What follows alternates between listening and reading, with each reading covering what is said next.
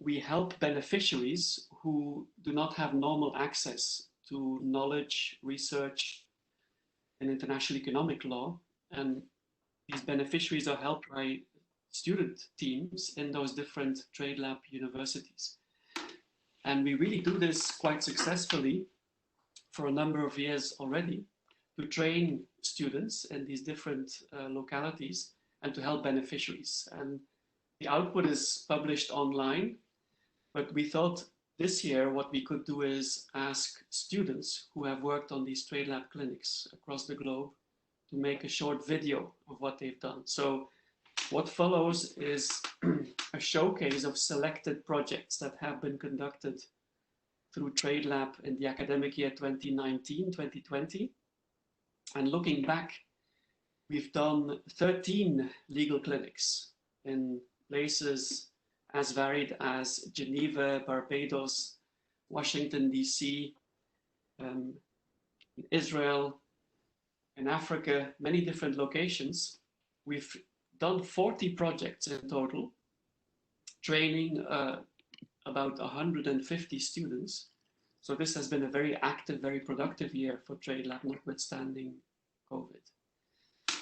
I will leave it at this and turn to Lauren, who will be the master of ceremony, because what we'll do is introduce most of these clinics who have been operational in the past academic year, quick introduction by the supervisor of the clinic, and then a video that was done by students.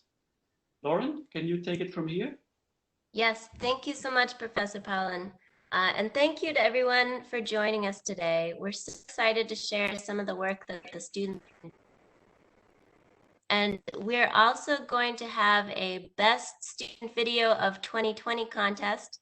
So you should find a poll in your More button. That's the 3 dots. So as we go through the videos, please think about the one that you thought was the most creative or the most interesting, and pick your favorite video, and we'll be announcing the and we'll also be having a brief Q&A at the end as well with the clinic supervisors who are presenting. So during 2019-2020 academic total of 146 students, including the pilot clinics. And these students have worked on 40 projects for governments, nonprofits, SMEs, environmental organizations, and other beneficiaries. And the TradeLab community is also growing even more this year. We added 2 new pilot clinics in New Zealand that will be running programs next year. This spring semester has been particularly challenging with the pandemic, but I was so impressed to see the students' dedication and professionalism. It just goes to show that TradeLab attracts and fosters a very unique kind of student. This year, because we are unable, we asked the students to contribute videos talking a little bit about their clinic experience this year. The ones shown today are only a small sample that we received. So the rest of these videos will be available on the website alongside their project. So first, our newest promotional video that features Dr. Jean-Yves Remy, a supervisor at the University of the West Clinic, Kayang, 2 of our TradeLab fellows and alumni, and also one of our beneficiaries this year, Ambassador Jackman of Barbados.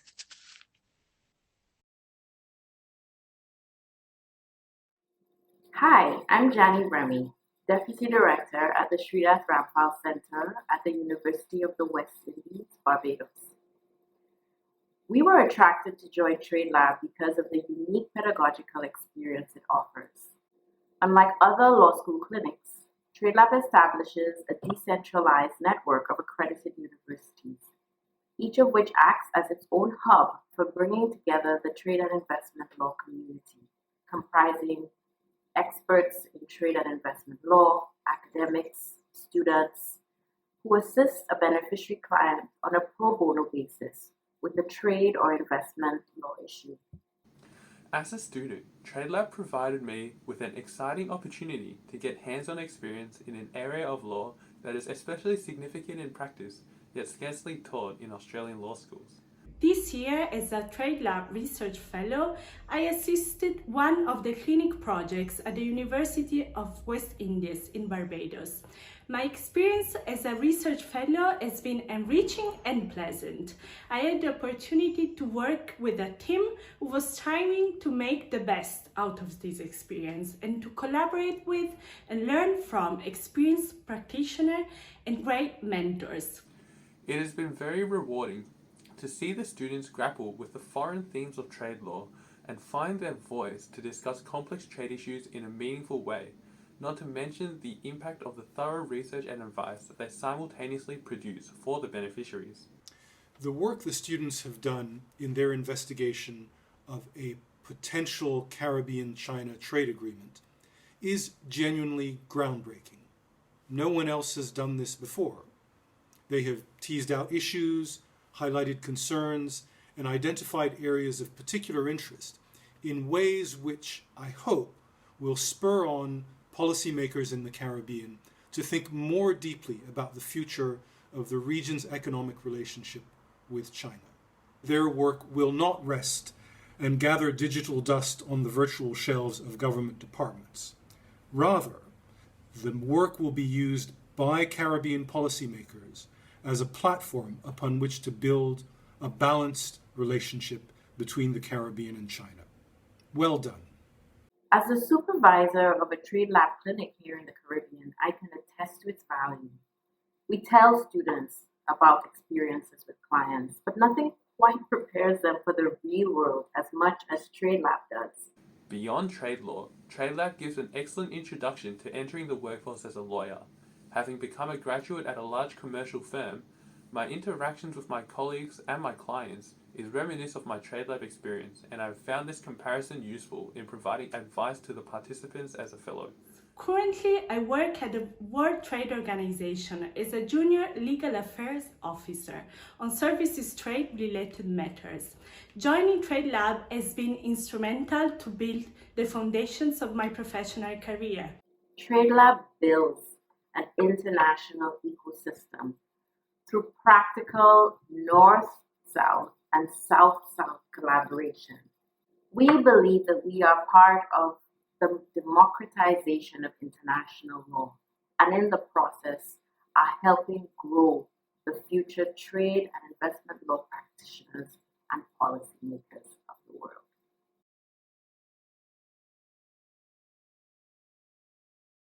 Thank you so much. And now we're going to hand it over to the clinic supervisors to introduce each of the videos.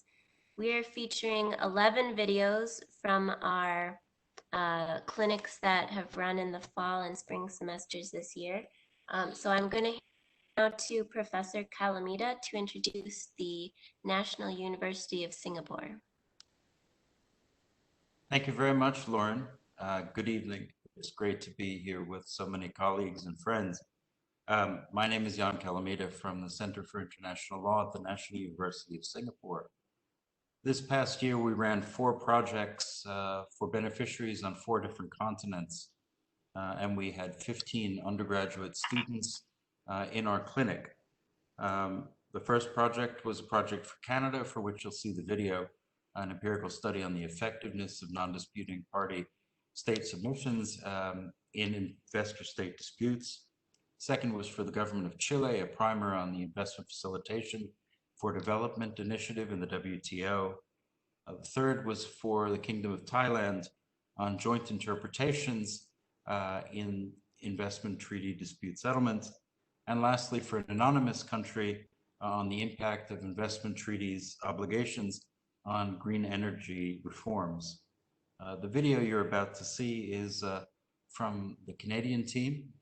They did a great job, as did all of our students this year, and I commend them all for their hard work. So Lauren, if you'd like to show the video, please go ahead. Hello, we are a team of 4 law students from the National University of Singapore. This past semester, we had the privilege of undertaking a project for the Trade Law Bureau of Canada. Our beneficiary wanted us to study the effectiveness of non-disputing state party submissions, or NDSP submissions for short, in influencing arbitral decision-making. Thus, we have produced an empirical study of the effectiveness of NDSP submissions in the context of international investment arbitration. Unfortunately, because of the coronavirus pandemic, we are unable to present our project in person, so we hope that this video will give you an overview of our study and its findings. Our research covered both primary and secondary materials. That being said, most of our time was spent looking at primary resources.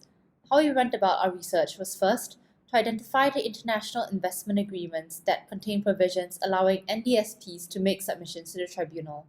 Second, we looked at all investment disputes that arose under each of these IIAs to obtain the list of cases in which NDSP submissions were made, as well as all the submissions. The databases we consulted at this stage include the UNCTAD, ICSID, Investor State Law Guide, and PCA, as well as the various government archives. Then, we looked at the awards that were published in these cases in order to assess the impact of the NDSP submissions on the tribunal's eventual decision. From our research, we found 78 IIAs containing NDSP provisions, out of which 61 involve states in the Americas. From these IIAs, 54 investment disputes had NDSP submissions, all of which were made by states in the Americas. We analyzed each NDSP submission in terms of the institutional position of the states that made them, i.e. whether they were the home state or not, the stage of proceedings in which they were made, the content of these submissions, as well as the consistency of the submissions both among the treaty parties, as well as in relation to the submitting state's position in previous investment disputes. While it may not have been the easiest of tasks, I am thankful for the opportunity to read and analyze this large number of submissions made on international investment treaty protections. It has certainly helped me develop a greater appreciation for the provisions that I had previously learned in the classroom setting. Finally, we looked for comments made by the disputing parties, as well as the arbitral tribunal regarding these submissions, in order to identify potential factors that may affect the effectiveness of NDSP submissions in influencing arbitral decision-making. Finally, we hope that our project will be helpful to the beneficiary in the following ways. Firstly, by assisting in improving the effectiveness of non-disputing state party submissions, or NDSP submissions for short.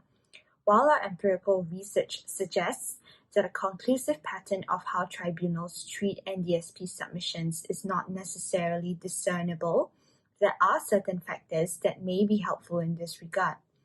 These relevant factors include whether the positions taken amongst treaty parties in a particular investor-state dispute is consistent with each other, whether the position advanced by the treaty parties is consistent over time, and where the tribunal specifically invites the non-disputing state parties to make legal submissions on certain issues.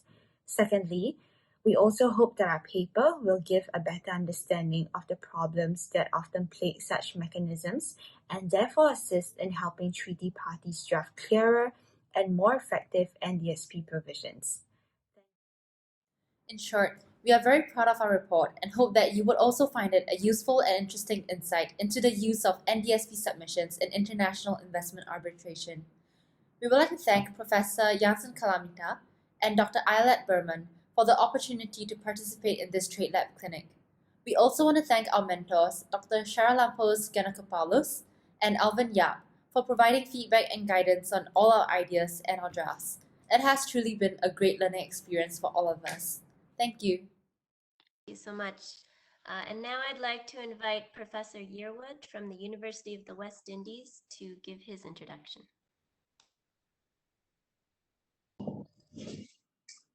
Thank you, Lauren. Good morning, everyone. Morning because it's morning here in Barbados. Good evening to you guys in Geneva and wherever else you are in the world. The TradeLab clinic, as you heard from Dr. Remy, has been very beneficial to the University of the West Indies and to the students. The clinic is unique here in the Caribbean. In one, it's the first TradeLab clinic in the Caribbean region. Two, what makes it really special for us is that the clinic is a joint project between the Faculty of Law at the University of the West Indies and the Street of Rampal Trade Center, which is a policy center. So what you in effect have, you have the academic side where the faculty and a policy trade center are collaborating to the clinic. So in effect, that's why you have Dr. Remy from the Trade Policy Center, and you have myself from the faculty. So it's a joint collaboration, and we have done it twice. This is our second round of clinics.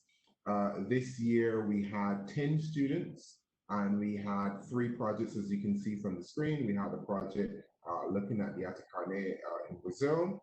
We had a project looking at the China-Caribbean Agreement, and we also had a project focusing on the reforms for international dispute settlement over the WTO and in terms of investment treaties as well. But the project we're going to highlight today is the proposal for a comprehensive economic and trade agreement between CARICOM and China, which we thought was excellent. We thought the students, as the ambassador spoke before in the prelim video, did an excellent job. And overall, all the students worked really, really hard to bring the TradeLab to fruition. A plug for the University of the West Indies. We just broke into the Times Educational Supplement Golden Age 100 best universities in the world. So the TradeLab is associated with a top-notch university as well. And we are associated with a top-notch trade program. And also just to say, and I'm not sure if other TradeLab professors find this, what we found is that our TradeLab students end up being the top graduating law students and getting the first class honors. So there seems to be a collaboration between clinical teaching and bringing out the best in students. So what they do in the TradeLab seems to be feeding in to the other subjects that they're taking. And this year, a lot of our TradeLabbers actually got first class honors. So we're also very proud of them on that front. Without further ado, Lauren, if you can take it away with the video, that would be great. Thanks.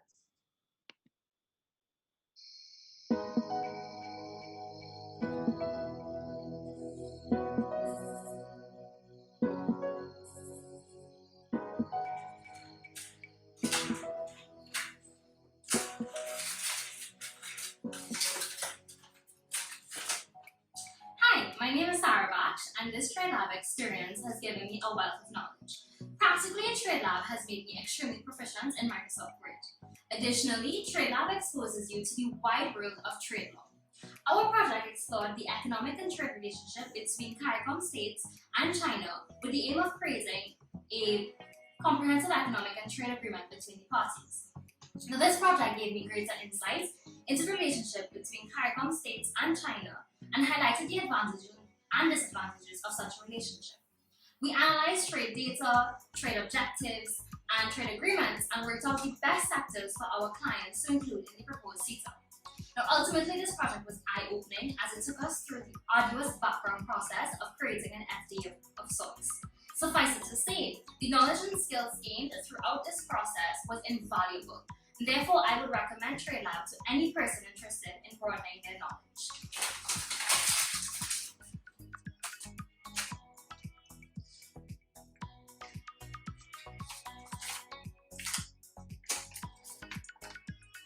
Hi, my name is Carissa Rodolfo, and TradeLab posed a number of challenges for me personally.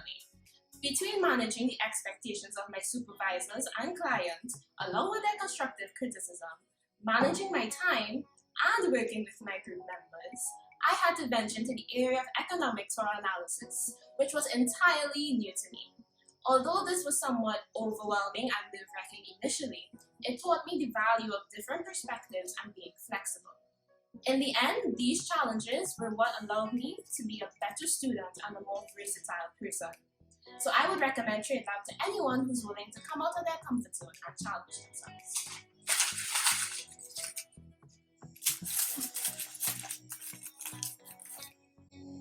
Hi guys, my name is Shannon Panzer, and my experience with TradeLab has been really positive. Through TradeLab, I was able to learn a lot of information about the trade relationship between China and CARICOM. I was also able to improve my writing skills and gain practical experience through my interaction with our clients at TradeLab. I also enjoyed the small class setting. We only had about 10 students, which created a really intimate space for us to learn and share information with each other. Finally, I enjoyed the facilitation by our lecturers, Dr. Yearwood and Dr. Remy. They were both very knowledgeable and very flexible in their approach to the course, and I really enjoyed that.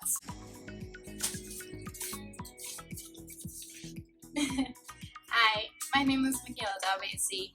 So just to sum up, so far you've heard my colleagues briefly explain the intricacies of our project, as well as they've elaborated on the positives we've experienced while participating in the TradeLab clinic, as well as some of the challenges we faced while working on our projects. So I just wanted to conclude by saying, for those of you who wish to broaden your practical skill set beyond the theory which you learn in your degree programs, I would definitely recommend participating in the TradeLab clinic. And lastly, here's just a word from our client. Brilliant. Simple, clear, practical. It's not often in my line of work that one comes across an idea or an initiative that merits any one of those descriptions, far less all four. But this TradeLab's program is without question one of them. This is a major accomplishment, and so I want to express my thanks and my admiration for the members of the team that prepared the document. Sarah Baksh, Michaela Darbasi, Shannon Potter, Carissa Rodolfo, as well as their academic supervisor, Ronnie Yearwood. They are all credits to the University of the West Indies.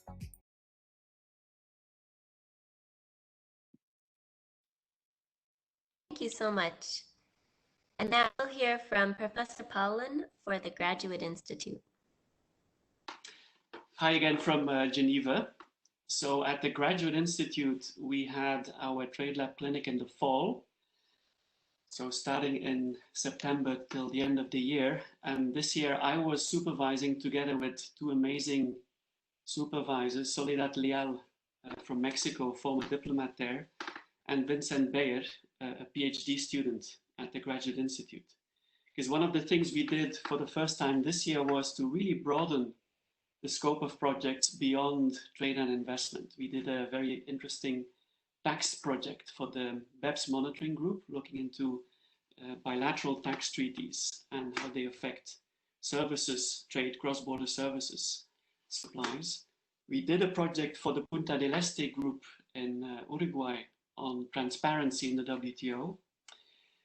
We did a massive, really interesting project for a Swiss NGO, the Society of Threatened Peoples, looking into how what are the legal avenues available to protect the Amazon, both environmental and human rights focused.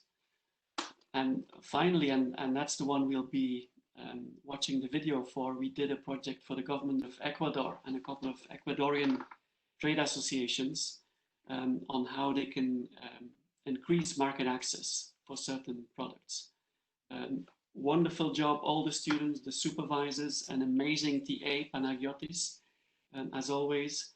We had to select one video only. Remember, all the other videos will be on the TradeLab website, but for lack of time, we could only select one per clinic. So we'll be watching the one for the government of Ecuador. Thank you. Greetings from Geneva. We're pleased to present to you the TradeLab project on exports from Ecuador to the European Union and EFTA countries, which focused on trade restrictive measures, market access, and an export strategy. The team was composed by me, Ana Sofia Coelho, Laura de Riaz, and Mario Stockas. We're master students at the Graduate Institute. We also received amazing support from academic supervisor Ms. Soledad Leal and InScience expert Simon Avenet, who created the Global Trade Alert database. Our beneficiary was the Directory of Services to Exporters under the Ministry of Trade of Ecuador. But ultimately, this project benefits trade associations that group women and rural families that produce the selected products. Those are cocoa beans and paste, quinoa grains and flour, as well as handicrafts, which are hats and embroidered cards. The mandate of the project was divided into 3 parts. Firstly, to identify trade restrictive measures on our products using the various research databases. Then, to propose negotiation strategies to regulate the measures. And finally, to develop a potential export strategy for each of the products into the target markets. For the handicrafts, our findings were that consumers would value the story or narrative behind the products. So we suggested that the SMEs and trade associations highlighted the artisanal quality of the products in order to distinguish themselves from lower quality products created in other countries. Sustainability was also a key value for European consumers. Studies found that 68% of European consumers would pay more for sustainable products. Furthermore, companies that value sustainability had a sales growth of 4 times compared to other competitors. For quinoa, the main barriers to trade found were in regard to health concerns and labeling requirements. Furthermore, in devising an export strategy, we recommended that the SMEs and trade associations seize the opportunity of marketing quinoa as a health superfood, as health and well-being are important considerations to European consumers. Regarding the cocoa beans and paste, the main trade barrier we identified was the EU's cadmium level rules. This essentially bars cocoa products from South America due to the naturally higher levels of cadmium in the region's soil as a result of the volcanic remains in comparison to the African cocoa producing countries. In terms of export strategy, we identified that consumer preferences again concern sustainability, organic and fair labor practices. Therefore, we recommended that the SMEs and trade associations build a marketing narrative in order to capitalize on this, as well as emphasizing the single origin nature of the cocoa and related products. We also advised on possible sustainability cocoa schemes that the SMEs and trade associations could participate in to boost this image. Our expectations regarding the implementation of our proposals are the following. The circulation of our document and the information therein to the members of the Ecuadorian mission, to the WTO, the EFTA Secretariat and the EU Commission. Implementation of our strategy with the trade associations. Use of the knowledge to find technical expertise in financing projects. Apply methodology in other export promotion projects. And leverage COVID-19 initiatives to find export promotion opportunities. Regarding an experience and takeaways, first and foremost is teamwork. We managed to work together and utilize our diverse background to reach a common goal and divide efficiently and effectively the workload. We highly enjoyed and appreciated the collaborative nature of TradeLab, where experts, academic supervisors, and students share ideas and views on the project. We learned and interacted with renowned experts on international trade. We are the student strains entailed in an export promotion campaign in Latin America. We appreciated the role of SMEs and fair trade in export promotion. We navigated through import restrictions on agricultural products, and we had first-hand experience with developers of trade databases and hands-on experience on utilizing them. And finally, we want to thank TradeLab for giving this amazing opportunity to develop this project. Thank you. And now we're going to hear from Professor Professor Lamp from Queen's University. Hello, everyone. It's a pleasure to join you today. We in Canada are very lucky that we have a joint clinic with the University of Ottawa and Queen's. So we essentially have students from 2 universities collaborating. And so I will speak first, and then Professor Panzer will present one of the projects that was done at the University of Ottawa. At Queen's this year, we had 4 projects, which were supervised by myself and Valerie Hughes. The project that we will see soon was for New Zealand, for the New Zealand Ministry of Foreign Affairs and Trade. I just wanted to give a little anecdote how this project came about. I taught a trade law course in the fall, and I noticed that many of my students who had signed up for the practicum had a lot of interest in climate change and fossil fuel subsidies. And around the same time, the New Zealand and 4 other countries announced this exciting new agreement on climate change, trade, and sustainability. And so we thought it would be wonderful to do a project on this. We reached out to New Zealand via Twitter to some of the New Zealand negotiators.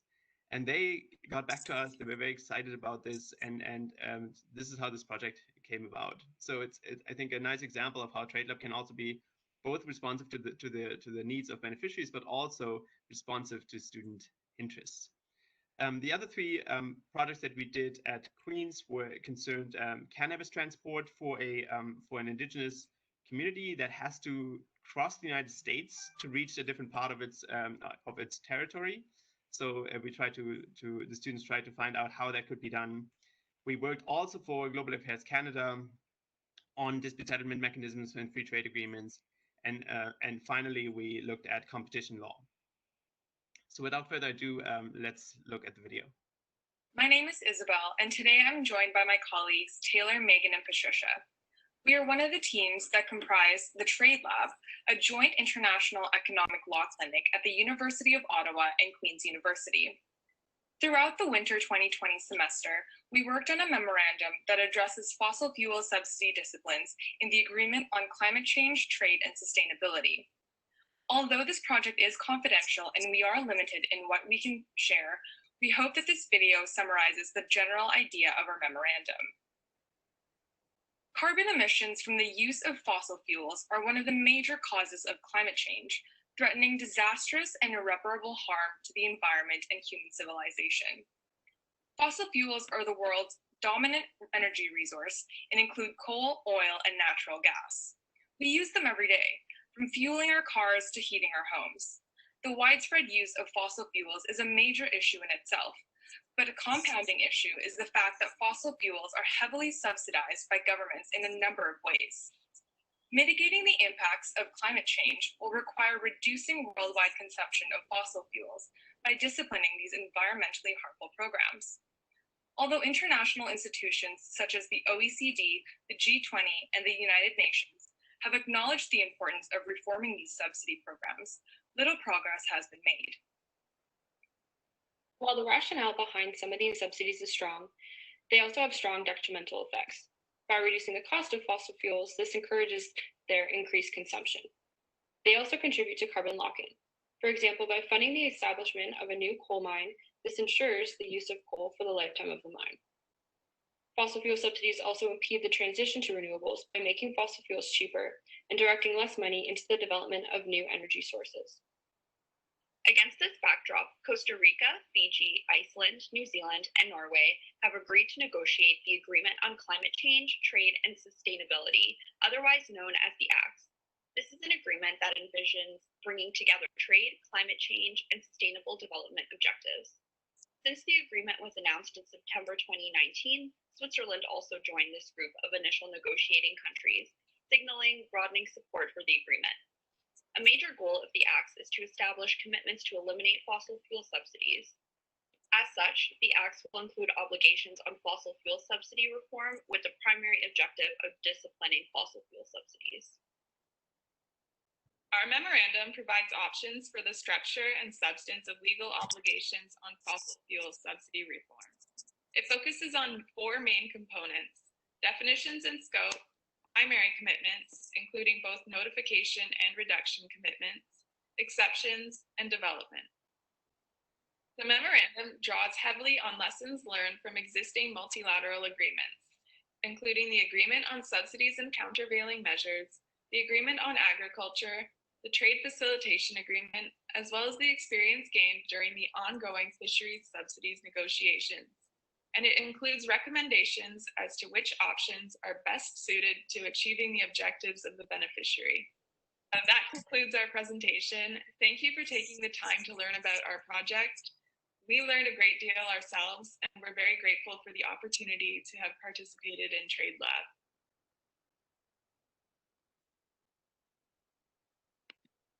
Thank you so much. Professor Van Duzer?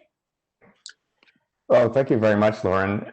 I just have a couple of words to add about the experience of TradeLab at the University of Ottawa. We've been very privileged to operate a TradeLab clinic here since 2014 at the initiative of my colleague, Professor Deborah Steger. And in the last number of years, we've been collaborating, as Professor Lamp indicated, with Queen's, and it's been a very fruitful collaboration that I think has enhanced the quality of the program at both institutions. this year, the video you're going to see is one put together by Bo Crook, one of our students who worked with a team of two others on a project for the Trade Law Bureau at Global Affairs that was dealing with non-disputing parties in investor-state dispute settlement, or ISDS. It's interesting, I think, that this work complemented very closely the work done at the National University of Singapore, which was also looking at non-disputing parties, although the focus there was different. We were looking at amicus curiae participation, largely by NGOs, whereas they were looking at government participation under specific provisions in investment treaties providing for such participation. The project was very interesting and involved, like the Singapore project, some original empirical work on both the frequency and the effectiveness of amicus participation in ISDS. And I think it produced some very useful insights. We were assisted significantly by Professor Katja Gomez from the University of Zaragoza in Spain, who was our mentor. I should just perhaps highlight that most of the projects for TradeLab involve not only academic supervisors, but also expert mentors, as you've heard in some of the other presentations. And that, I think, adds a very significant dimension to the quality of the output.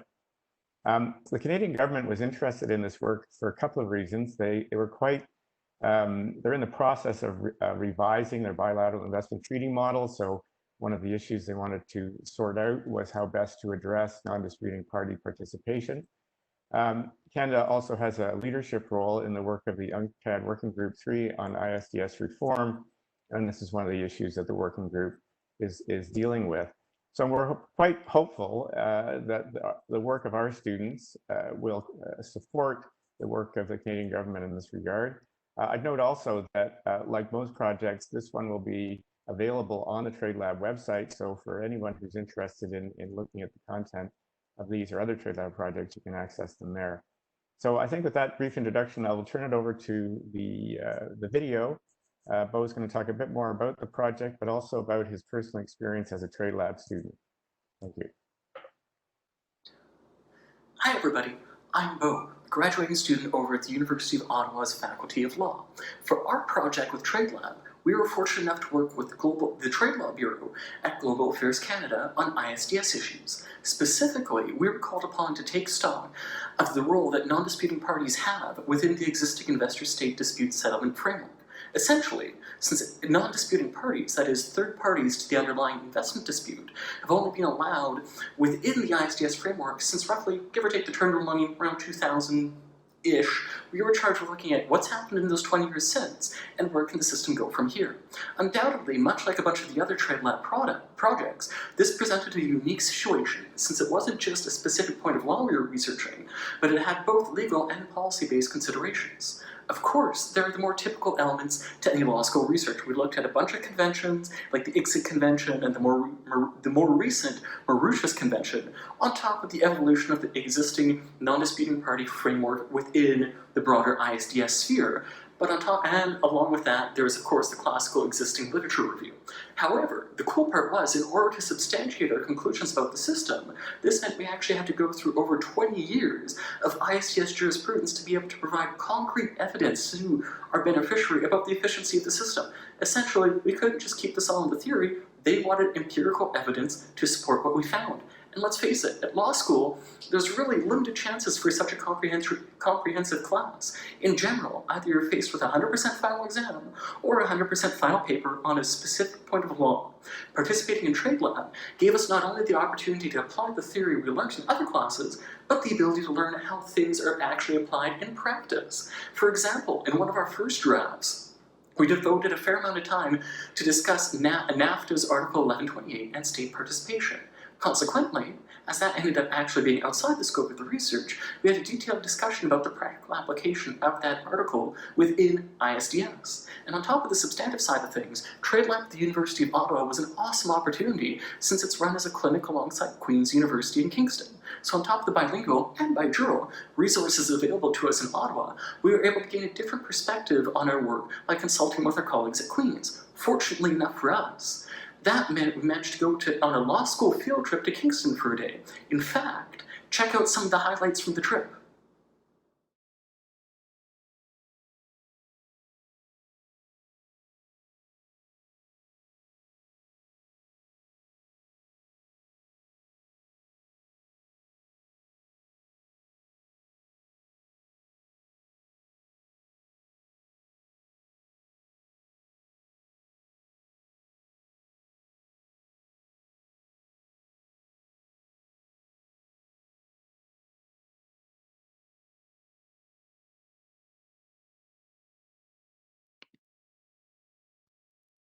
so much. Next, we'll hear from Professor Vallejo at the University of Los Andes. Thank you very much, Lauren. And thank you all. I'm really happy to be here. This is the third pilot we launched with TradeLab. We launched the first one last year. And for the fall 2019 project, we had the case of the cow cannabis, which was the beneficiary.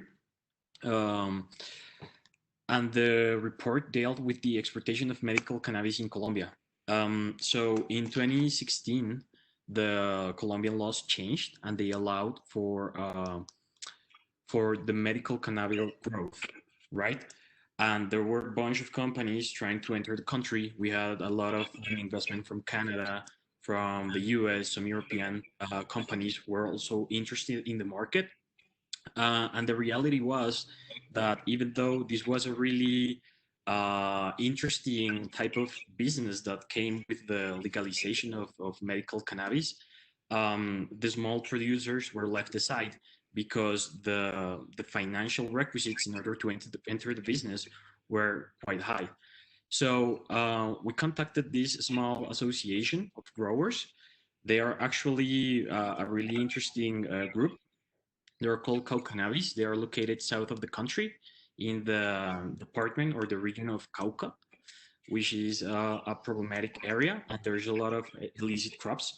As part of their intention to migrate into illicit crops, some of these associations and some of these farmers were joining together in order to create a farmers association which could commercialize the cannabis and sell it to pharmaceuticals or other companies that were intending to use that.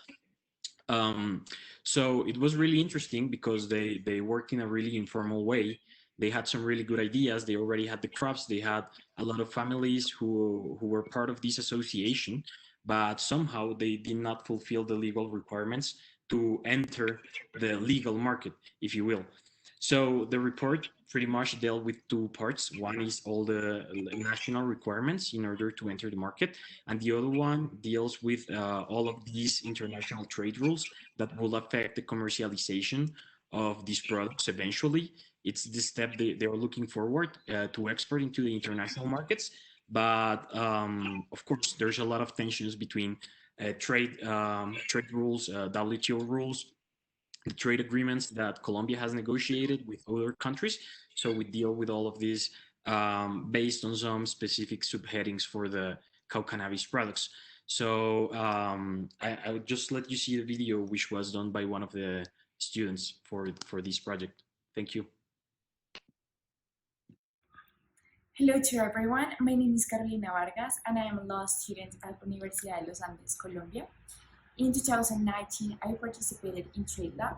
So me and my team were able to give legal advice to a Colombian company that was trying to export its cannabis products worldwide. So for this specific purpose, we contacted our client. We get all the information regarding its products, their production, their internal structure, so that we were able to identify and determine in our internal regulations, as well as in their external regulations, what were the specific norms that allow them or prohibit them to export these specific products. So what we found out is that in the internal regulations, we have like a very closed market, so not everyone in Colombia is allowed to commerce with these products. So they needed to get a lot of permissions, licenses, in order to be able to commerce with them and to export them. What's more, so and regarding the external regulations, we found two specific ways or tools for them to accede to the international market. The first of them were the treaties that Colombia has signed before with other countries, for example, the United States, Canada, and in some European states that allowed the import of these products. And we found also some WTO regulations that deal with the international commerce of products that are like highly prohibited or highly regulated. So it was like a very nice experience because we didn't know, we didn't get only the information, but we were able also to apply the information into a real case matter. So I highly recommend to join this course, and I hope this is helpful too for all the persons that are interested in international commerce. Thank you. Thank you so much. And now I'd like to invite Professor Uma to talk about Kenyatta University Clinic. Thank you, Lauren. My name is Patricia Ouma, and I am one of 4 supervisors that have been taking the students through the Kenyatta University TradeLab Clinic here in Nairobi, Kenya. Now, we've also had collaboration from 3 schools. That's the School of Law in Kenyatta University, School of Economics from the same university, and Strathmore Law School. Ours is also a pilot clinic, and it's been running for 2 semesters. We're about to embark on the third semester. Well, there's been a new semester with new projects. We've had 40 students so far, and they have been participating in a wide range of projects, including drafting of a domesticating act of a treaty. They've also assessed the impact of Brexit on various economic partnership agreements. There's also been research around the crafting of a strategy to promote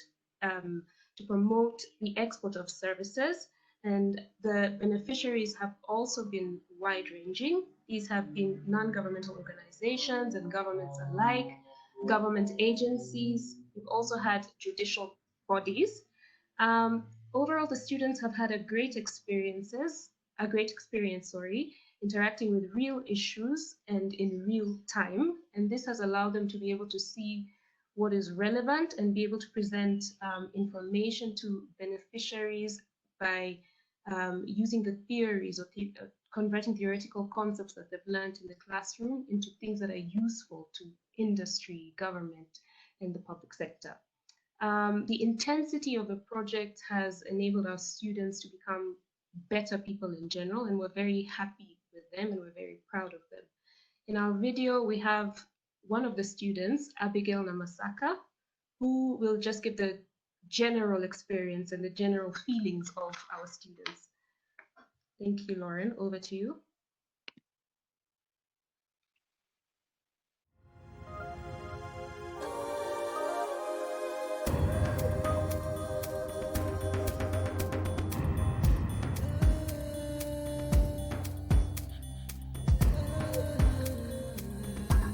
Hundreds of hours of work were put into the project, and we were able to come up with a well-researched, practical proposal that will provide useful guidance to a beneficiary. Additionally, as students, this project provided us with an opportunity to see the translation of trade and investment law from theory into practice. Much of what is taught in class is basically theory, but through this project we were able to see trade and investment law come to life. Moreover, our university clinic organized sessions where we would interact with experts in fields related to our project, and through this we were able to gain invaluable knowledge and skills that would equip us even for the future. And most importantly, this project provided us with an opportunity to interact as group mates, work together, and see the build-up of our project from scratch to completion. And this was one of our greatest joys and successes. Therefore, we would truly recommend TradeLab to all students, as it would enable them to gain invaluable knowledge and experience. Thank you. Thank you so much. Next, we'll hear from Professor Kuhlman about the practicum at Georgetown.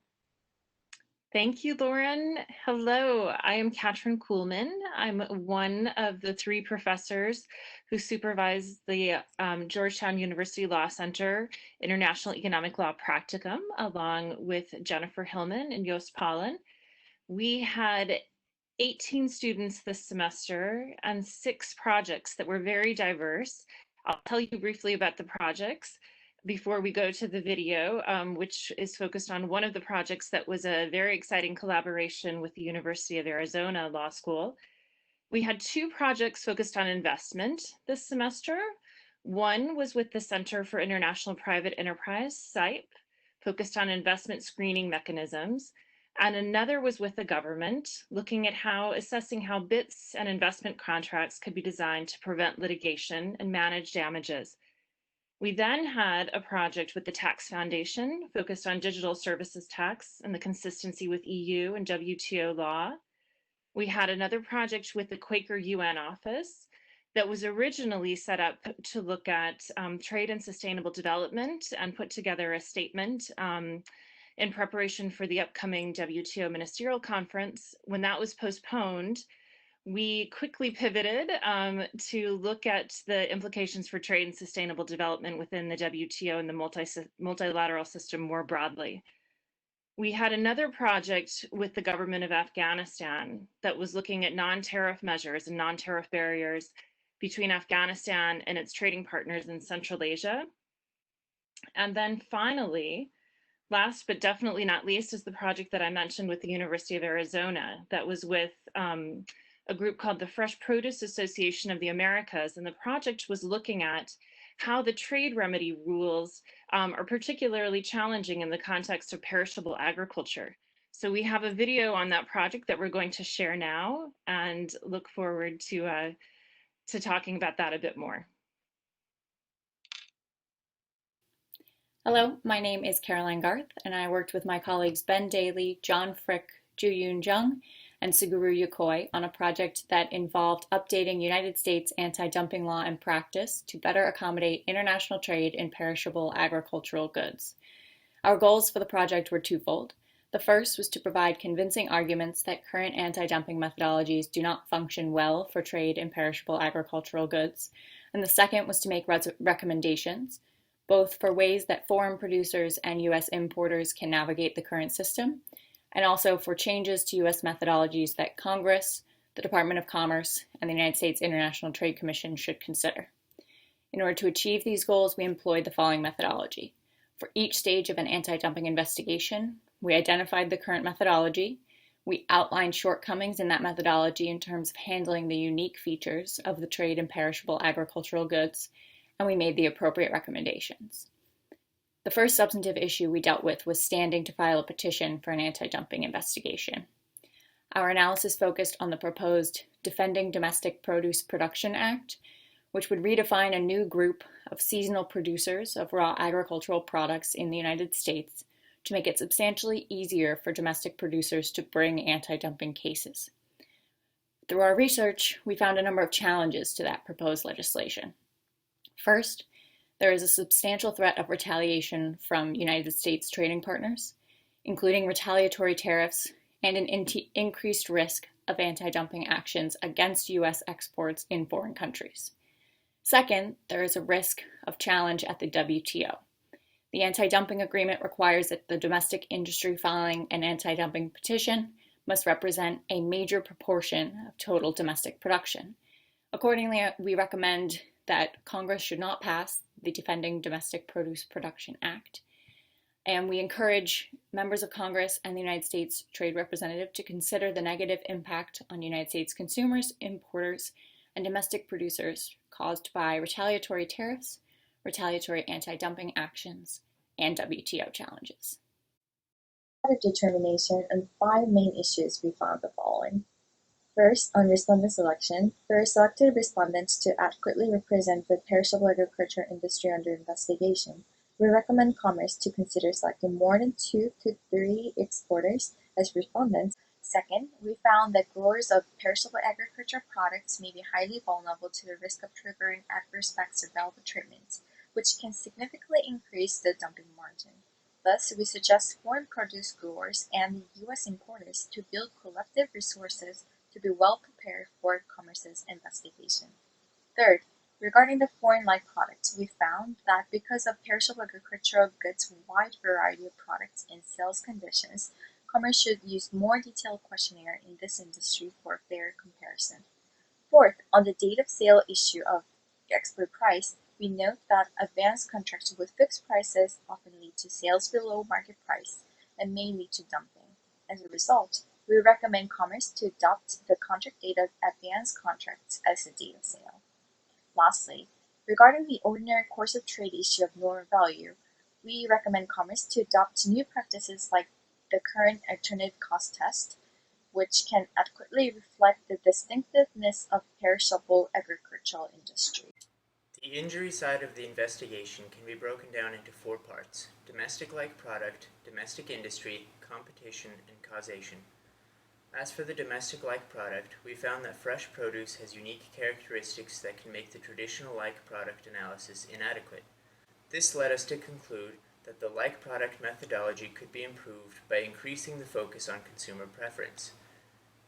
Moving on to domestic industry, we found that the current method for defining the domestic industry is often not very inclusive, and it is hard to determine who will be included. This led us to conclude that the ITC should first examine the relevant foreign industry for comparison, and also take steps to include smaller producers in sampling to give a better picture of the industry as a whole. Moving on to competition, we found that there are a number of factors that are indicative of attenuated competition, such as degree of ripeness or subtypes of produce. This led us to conclude that the ITC should attempt to include more specificity in its competition analysis. Finally, as for causation, we found that the broad and permissive language effectively limits investigating bodies to correlating economic data, which makes it difficult to distinguish between the coincidental occurrence of dumping and injury as a result of dumping. This led us to conclude that the ITC could expand the scope of its questionnaires to better account for alternative causes of injury. One of the ideas of FPAA is to present the findings to an academic forum and let trade lawyers discuss this important issue. To address our project, we are required to go through the whole process of the US anti-dumping procedure. Our frank impression was the more we learn, the more we recognize we don't know. This project was a fabulous experience for us, and we would like to thank to FPAA and TradeLab. Thank you. I just want to remind you that all the videos will also be available on TradeLab.org. Next, I'd like to invite Professor Brody to speak to us about the Hebrew University Clinic. Hi, everyone. I hope you can hear me. Really pleased to join in from close to Jerusalem, and I'd also like to thank Yost, Lauren, Tamara, all the TradeLab team for keeping up the spirit. Maybe in another way, I think by my count, we have about 17 time zones participating in this online event, so keeping up the global spirit despite COVID. At the Hebrew University of Jerusalem this year, we've had it's our 3rd year of participating, 2nd year after a pilot. This year we had 11 students supervised by myself and by Dr. Majar Paz as part of the Clinical Legal Education Center at the Hebrew University that focuses not just on excellence, but also on experience and on social change. We had 3 projects. You'll only see one of them, the deep sea mining project that will speak for itself in the video. Otherwise, we had a project for a government on the impact of the developments in European Union law and intra-EU investment protection agreements on extra-EU investment protection agreements, which actually covers most of the world in terms of potential impacts, and the second one that dovetails to some extent to the fossil fuel project at Queen's on potential claims under the subsidies and countervailing measures agreement in the WTO with respect to fossil fuel subsidies. And the third one that you'll see in more detail now relates to deep sea mining and indigenous coastal communities. And as already been mentioned, all 3 videos will be on the website, but enjoy what you can now. Thank you very much. Hi TradeLab, we are Roni, Shai, Yasmin, and Iris of the International Trade and Investment Clinic from the Hebrew University of Jerusalem. Our project is about deep sea mining and indigenous coastal communities. Our beneficiary is the Society for Threatened Peoples, an international human rights organization that advocates for threatened indigenous peoples. In our work, we hope to provide guidance on the legal tools available to help indigenous communities deal with the effects of deep sea mining in territorial waters. First, let's start with a brief explanation about deep sea mining, or DSM. DSM is the mining of metals found on the seafloor using different techniques. These metals can be used for the production of different products, such as batteries and cell phones, and are generally viewed as a possible alternative energy source to fossil fuels. In our work, we focused on the mining of manganese nodules using remote-controlled tractor-like devices. Because such mining has never been carried out, only its exploration, the full environmental and social implications aren't yet known. However, scientists estimate that the damage to the environment and ecosystems may be severe. The main known effects are environmental and social. Mining in the deep sea may have a detrimental effect on the deep sea environment and the organisms that thrive there and develop over hundreds of years, and whose recovery from DSM could take just as long. The social effects are both on the livelihood of the indigenous communities and their access to culturally important sea routes and traditions. For example, the indigenous community of Papua New Guinea perform a religious rite called shark calling, a seasonal hunting ritual in which sharks are called through large seashells. The ritual could be disrupted because sharks cannot hear the calls over DSM machinery. The main legal issue we address is the protection afforded to indigenous peoples in limiting the right of sovereign states to exploit their natural resources. Our work plan is to split and review the 4 areas most relevant to this question in international law: environmental law, maritime law, indigenous peoples' rights, and investment law. Our research into these areas of law was extensive and included many hours of reading conventions, rules, and articles, and zooming into the little hours of the night. In the context of environmental law, we tried to understand whether the general principles and treaties require the states to prevent damages that are not known under the precautionary approach. We have also tried to ascertain the status and scope of the right to a safe environment under international human rights law, and whether the indigenous peoples can enjoy such protection under the human rights legal regime. In our chapter on maritime law, we examined what laws apply to the coastal state by the Convention of the Seas. While the treaty allows states to exploit the natural resources available to them in their territory, they are obligated to preserve the maritime environment under their control, partly via domestic regulation and legislation. The Convention requires that these laws be no less effective than the international standard, which we studied through countless conventions, agreements, opinions, and articles in order to understand. We have also found that the Convention should be interpreted in light of the human rights regime, and, therefore, the right to utilize natural resources may be limited in order to comply with human rights standards. In the context of indigenous peoples' rights, we reviewed the different rights and the state's obligations towards them. We delved into the indigenous peoples' rights to free and prior informed consent for activities that may harm them in some way, a right largely upheld by courts. However, we have found that this right does not invoke a veto right, especially in countries where the majority of the population is indigenous, at least not regarding deep-sea mining. When researching investment law, we tried to look at how the state can protect itself from the claims of international investment when limiting deep-sea mining projects. We explored bilateral investment protection agreements and their existing exceptions, including the environmental and public morality exception. We also tried to understand whether and to what extent a state can make use of these exceptions when it harms investors by eliminating deep-sea mining projects. In conclusion, deep-sea mining has not yet been carried out, so its full effects are not yet known. For this reason, the legal situation is still unclear. After our legal research, we believe that the legal tools available to coastal indigenous communities are limited. However, we have introduced theoretical tools to combat this mining and to mitigate its negative effects.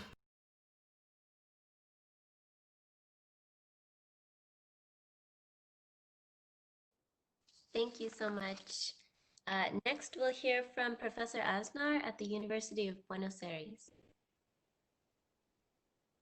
Many thanks, Lauren, and hi to everyone from Buenos Aires.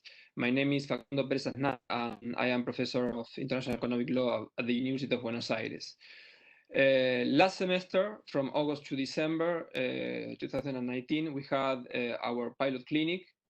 We had 2 projects. The first one was presented by the South Center, an international organization based in Geneva, and related to the disclosure of origin of patented genetic resources and whether a plurilateral agreement is a possible option.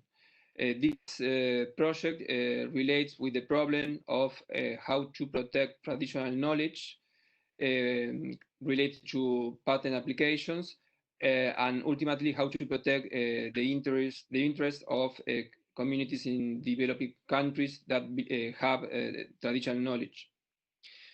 The second project was presented by the Inter-American Development Bank and related to double taxation agreements and export services.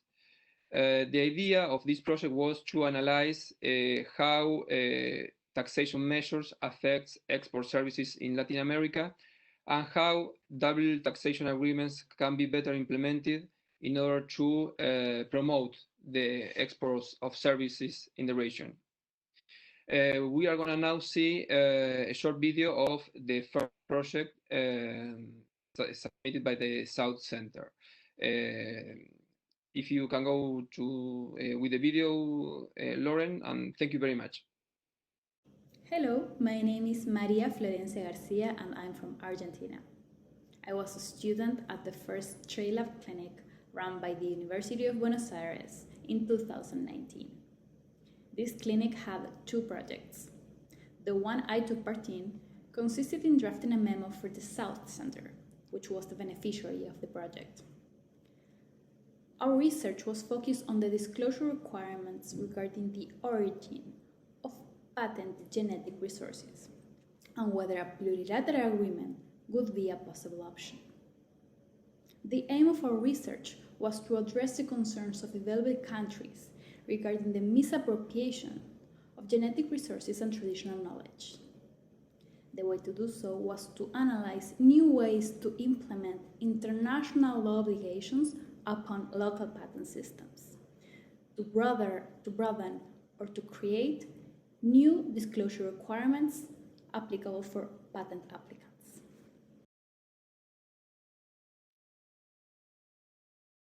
Much.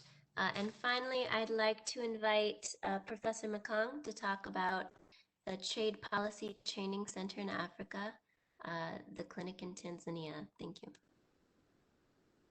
Thank you very much, Robin. And as you've rightly mentioned, I represent Trade Policy Training Center in Africa, an academic institution that provides training in international trade policy and trade law. We at TRAPCA had a very interesting project this past academic year, and our client was the East African Communities, EAC.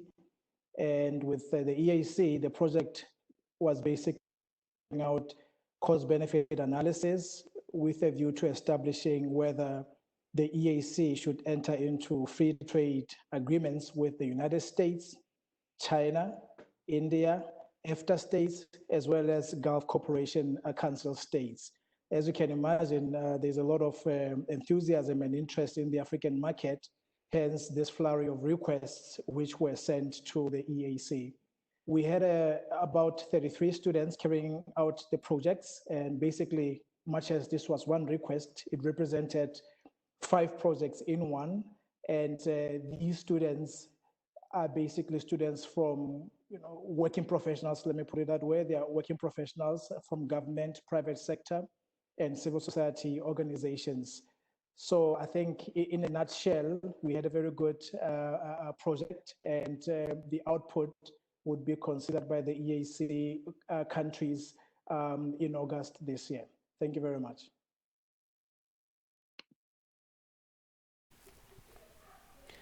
Hello, my name is Joseph. I'm a master's student at TRAPCA, and I was part of a group of students that was undertaking a research under the TradeLab configuration to looking at the potential cost-benefit analysis of the East African Community, EAC in short, entering into trade agreement with the United States.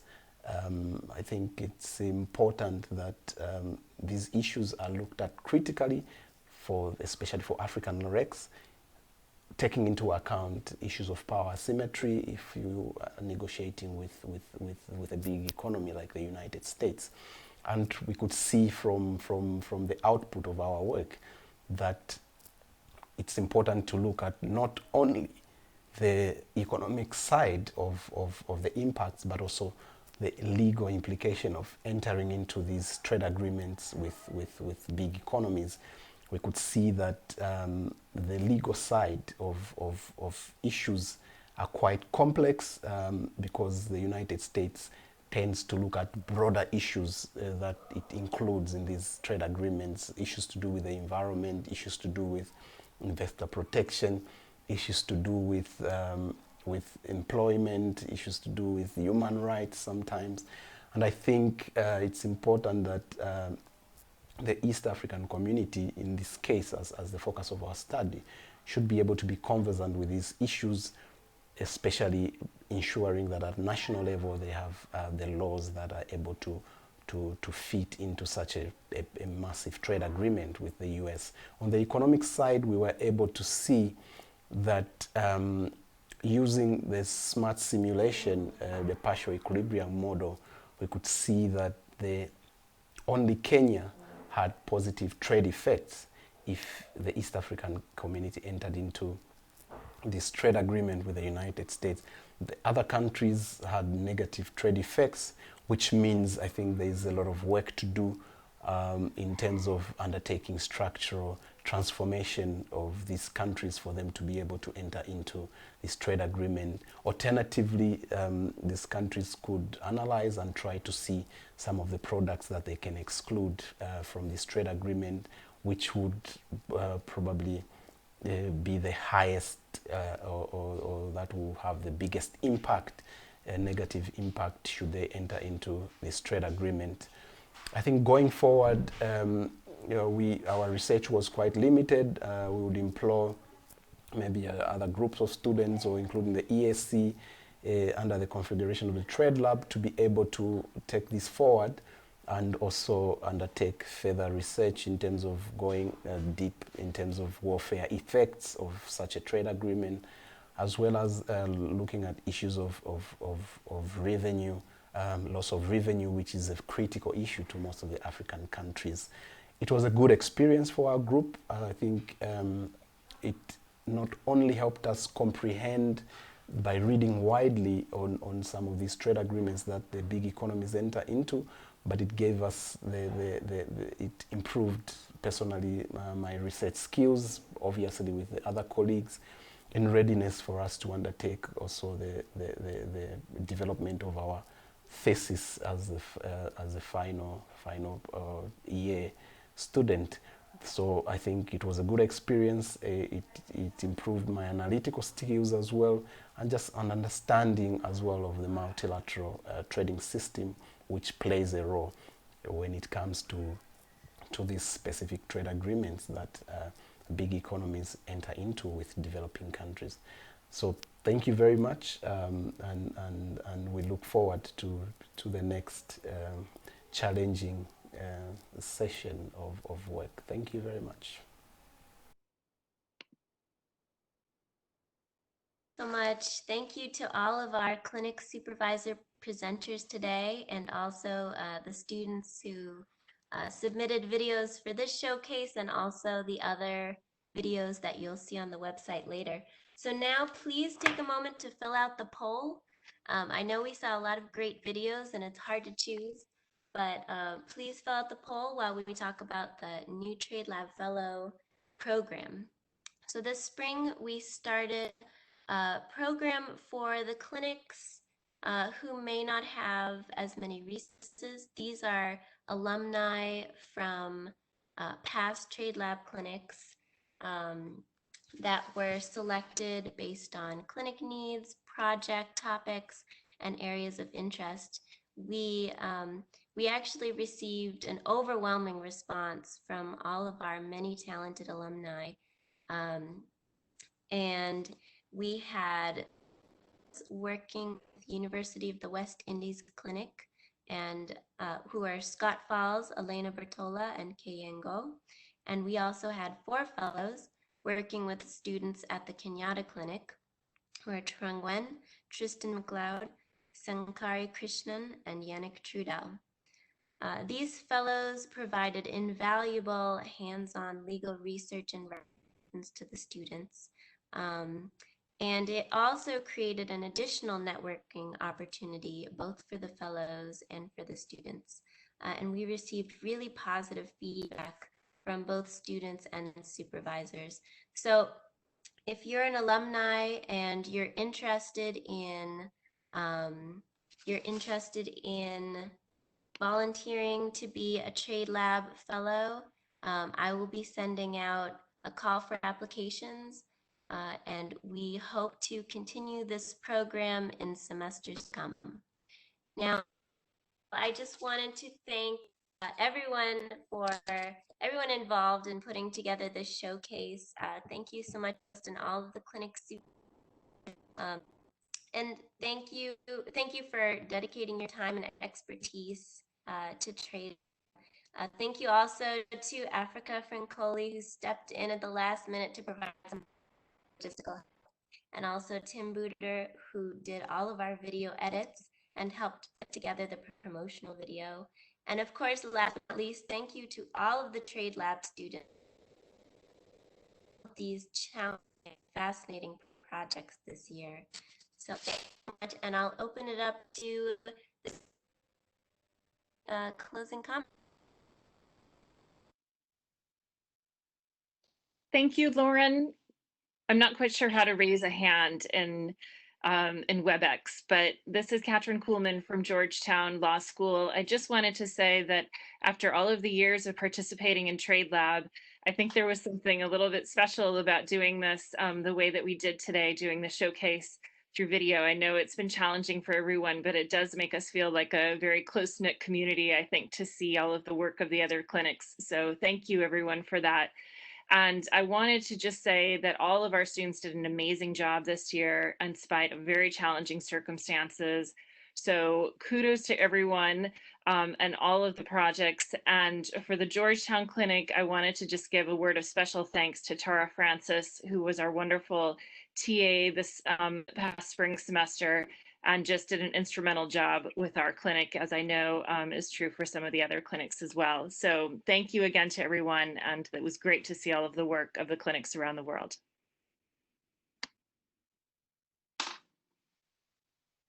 Well, if there's no other supervisors wanting to comment, I just wanted to, perhaps by way of closing off, thank the TradeLab coordinator, because you can see there's so many clinics operating, different time zones, a lot of paperwork, substantive work to follow up on. And all of that is done basically by one person, by Lauren Robbins, who was also guiding us through this event. And I'd really like to thank Lauren for all the work she's put in for this event and throughout the academic year. Thanks a lot, Lauren.